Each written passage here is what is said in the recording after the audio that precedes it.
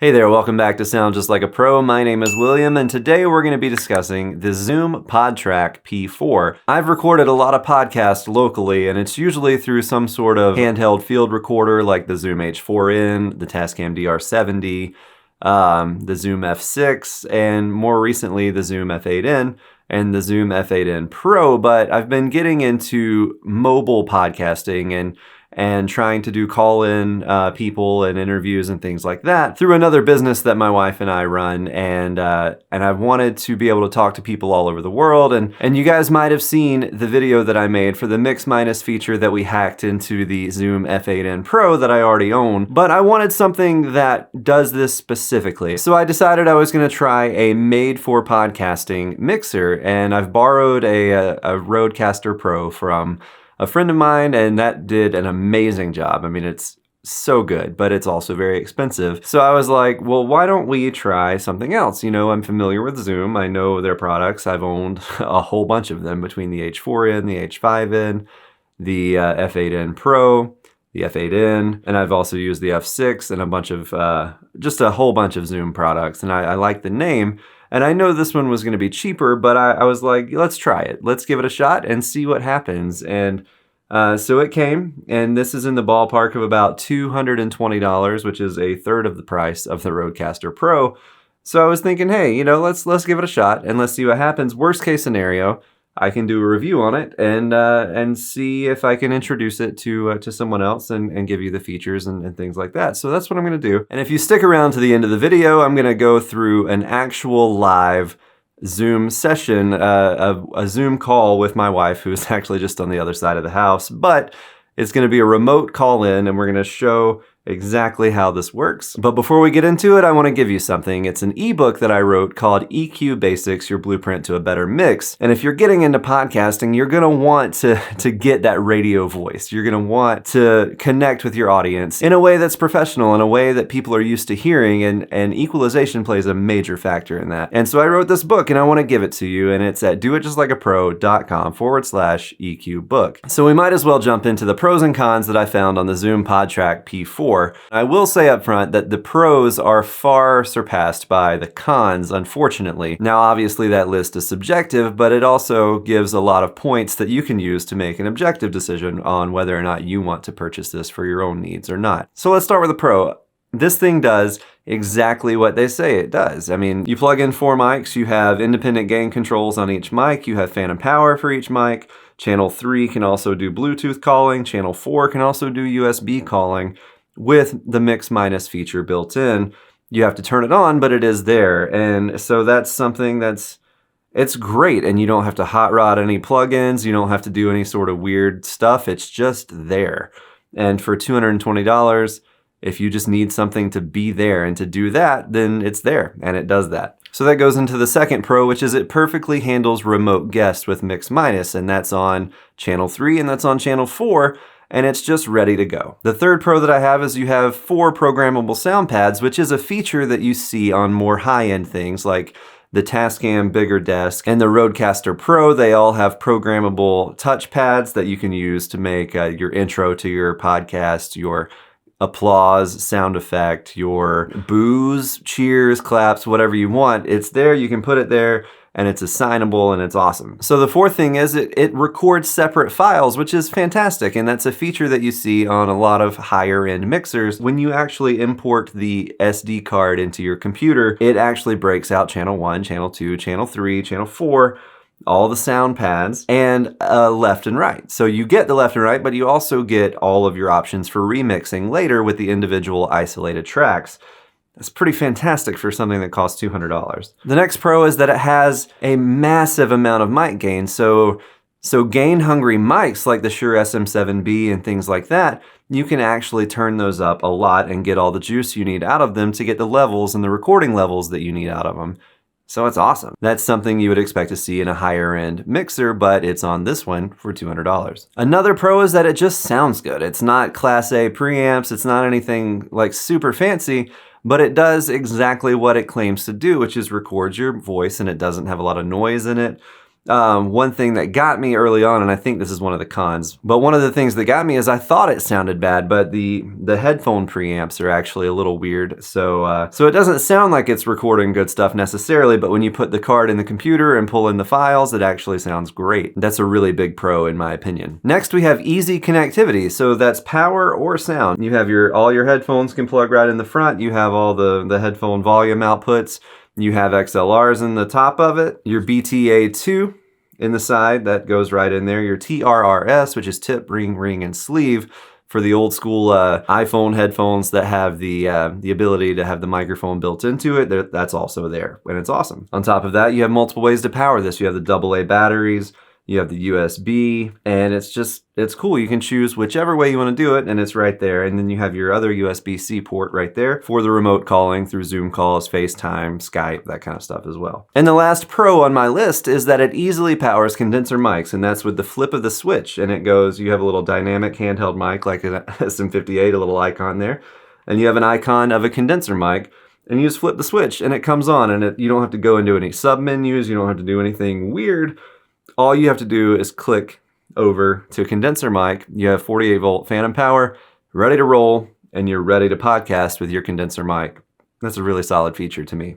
So let's get into the cons. The Podtrak P4 records at 44.1 with 16-bit bit depth. And while that's great if this was the year 2000 and we're recording CDs, that's awesome. And I mean, obviously with the compression and uploading to the internet and MP3s and all that, maybe that's still fine. However, what you need to make professional video is 48K at 24-bit as far as industry standards go, and this thing only does 44.1 at 16-bit, and that's just not the industry standard for video production. And if you're doing a video podcast, then this just won't do it well. Will it do it? It absolutely will do it, but you'll have to do up conversions and things like that, and it's just not the right thing for video podcast. The next con is it's just poor construction. It's plastic. It reminds me so much of my Zoom H8n that I bought in 2012. I mean, we're in 2022, 10 years later, they have something that feels exactly the same, if not actually a little worse. And so that's my next con, is it just feels cheap. The next one is that it doesn't have any sort of rigging. It has a couple of little rubber bumpers and things like that to sit on a desk, which is great if you want it to sit on a desk, but in a lot of cases, people might want these on a camera rig or on a tripod stand or something that would put it more accessible if you're standing up or at a standing desk or something like that. And this thing just doesn't have it. The Podtrak P4 fails you in that respect. It's just not there. So one of the cons is how easy it is to turn on phantom power, but the switches feel like you're gonna break them. So I don't know. I mean, I'd love to hear in the comments if you have one of these and have had it for years. That's awesome. And if it's held up, that's awesome. But these little switches that switch the phantom power on, although it's a fantastic idea, in practical application, I don't know that it's the right thing because it feels like they're gonna break. And another thing that I feel like separates this from the higher end mixers is you can't make any adjustments on the fly other than volume. You can't go in, like once your podcast is started, if somebody starts booming into the mic and you want to turn on the low cut, or if you want to turn on a limiter to keep somebody that's talking louder than they were in sound check to keep them from clipping without having to ride the knob or ride the fader, you're just out of luck because you can't get into the menus while it's recording. You'll hit the button and it'll be like, oh, recording in progress. Much like the Zoom H8n used to do while you were trying to record on that. It makes me go back in my mind to 10 years ago, and I feel like the world is so far past that by now, and that feature should be readily available, and it's just not. The next con I actually already covered earlier. The input preamps sound pretty good for what they are for a cheaper mixer, but the output, the headphone outs don't really sound all that great. I mean, they technically put everything through that you need to put through, but it doesn't sound super great. It sounds a little distorted, a little clippy, a little off. You know, it's not a quality headphone preamp. It's not the end of the world because it is just a monitoring situation, but I mean, I like to I like to sound good, so I like to think it sounds good, and I don't want that hanging over my head in an hour-long podcast. Man, I hope this sounds good, because it doesn't sound good in my ears right now. And the main con that I just don't like is the master bus routing. Back in the day on the Zoom H4n, you could do a compression limiter on the output, and it would keep it from clipping, and it would allow you to push volumes as high as you could without clipping. And it was just a really good feature. But this one, when you're on a call and someone's remoting in, you have to ride the faders between your voice and theirs, because if you talk at the same time, you're going to overload the master bus, and the overall mix clips, which is salvageable if you actually import the raw tracks into a DAW like Logic or Pro Tools or something like that, and remix it in post. But who wants to do that? I mean, the master bus, you ought to be able to just export the left and right out and put it straight into a podcast if you didn't make any mistakes or anything like that, and you don't need to edit it. You should just be able to have the freedom to do that. And I found in my testing that if you're talking at the same time your guest is, there's really no way to handle that with a master bus or master compression or something like that. And it just clips a little bit, and I don't like it. So that's my last real con. The last con on the list is actually just me being picky, because the higher end mixers do this too. Like, I wish that you could arm tracks. And so like, if I hit the record button, it's not recording a blank file on channel 2. If there's nobody there, I just feel like I should be able to turn that off, and I haven't found a way to do that yet. But then again, the Rodecaster Pro and things like that, they don't do it either, and they cost 3 times the price. So that is a con, but it's an understandable con, because it's not alone. The Zoom Podtrak P4 is definitely... that's where it is on the same playing field as the Rodecaster Pro, because they both do the feature that I wish they wouldn't do, which is record blank tracks. Who wants that? But I'd love to know what you think about it, and I'd love to show you how it works. So here we are. We're about to plug it into my computer. We have the USB cable that we're going to plug in right there. And connectivity is really easy for the XLR to go right in as well. So then we use the power button on the side here to turn it on.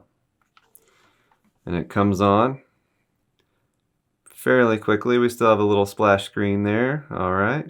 It's reading the memory card that I already have in there. And it's a 4 gig card. We recorded a miniature session last night with my wife and I testing this as well. And we still have 1 hour and 18 minutes left on a 4 gig card. So here we go. We have our Beta 58 when we're plugging in, so let's go ahead and hit record there. Cool.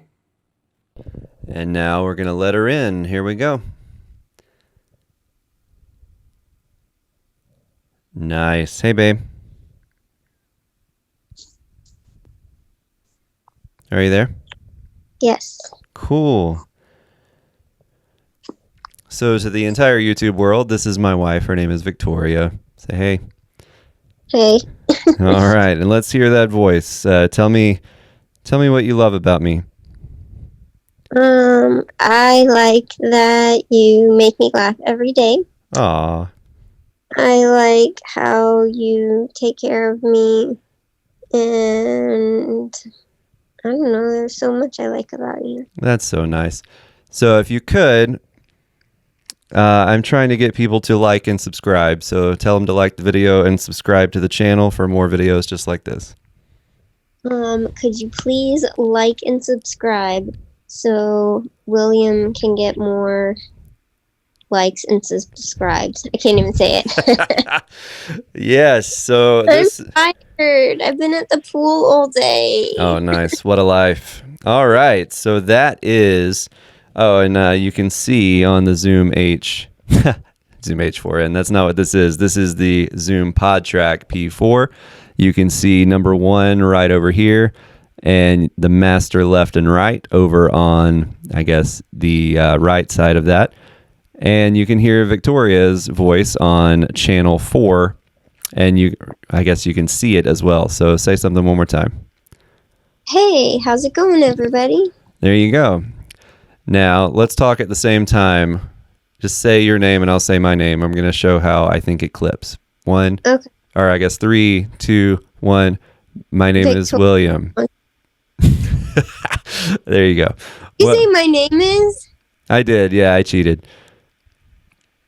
My name is. Yes, like Eminem. So anyway. I just name. Sorry. Yeah, I know. I cheated a little bit. I said more than you. But we achieved the purpose that we were trying to do. So I'll let you go back to whatever it is that you're doing. Get some rest. Love you. All right. Love you. Bye. Awesome.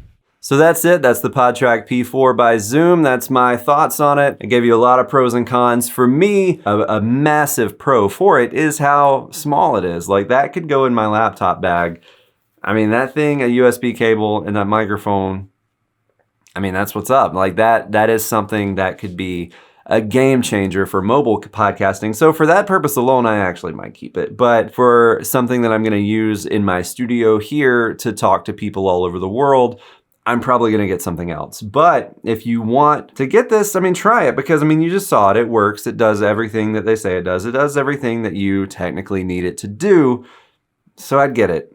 If you want something on a budget, it's $220. Just buy that, podcast your heart out, eventually get something else if you even want it. But if you need something that'll do the job, do it every time, get the Podtrak P4 because it'll probably do it for you for a really long time, I think. So if this has meant anything to you, if you've gotten anything out of this video, I would love to invite you to like the video and share it with whoever you think might need to know about the Zoom Podtrak P4.